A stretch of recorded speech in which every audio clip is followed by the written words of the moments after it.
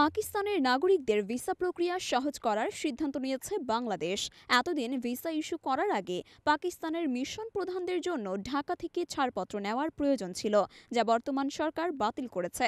আজ শনিবার পাকিস্তানি সংবাদ মাধ্যম ডনের প্রতিবেদনে বলা হয়েছে, পাকিস্তানের লাহোরে চেম্বার অব কমার্স অ্যান্ড ইন্ডাস্ট্রিতে ব্যবসায়ীদের সঙ্গে আলাপচারিতায় এ তথ্য জানান পাকিস্তানে বাংলাদেশের হাই কমিশনার ইকবাল হুসাইন। তিনি বলেন, বাংলাদেশ ও পাকিস্তানের মধ্যে বাণিজ্য ও বিনিয়োগ সম্পর্ক উন্নত করার লক্ষ্যে এই পদক্ষেপ নেওয়া হয়েছে।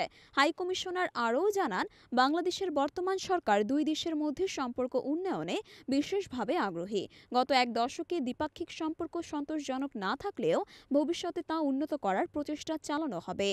ইকবাল হুসাইন বলেন, বাংলাদেশ, যার জনসংখ্যা প্রায় 18 কোটি, পাকিস্তানের জন্য একটি বিশাল ভোক্তা বাজার হিসেবে কাজ করতে পারে। তবে এই সম্ভাবনা পুরোপুরি কাজে লাগানো হয়নি। দুই দেশের বাণিজ্য বৃদ্ধি এবং বিনিয়োগের সুযোগ সৃষ্টি করাই এখন মূল লক্ষ্য।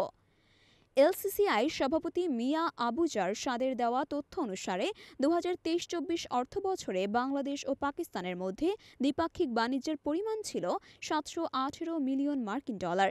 এর মধ্যে বাংলাদেশে পাকিস্তানের রপ্তানি ছিল 661 মিলিয়ন ডলার এবং বাংলাদেশ থেকে পাকিস্তানে আমদানি 57 মিলিয়ন ডলার।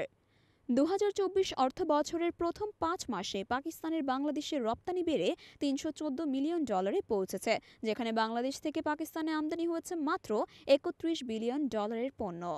হাই কমিশনার আঞ্চলিক সহযোগিতার জন্য বাংলাদেশের অন্তর্বর্তী সরকারের প্রধান উপদেষ্টা ড.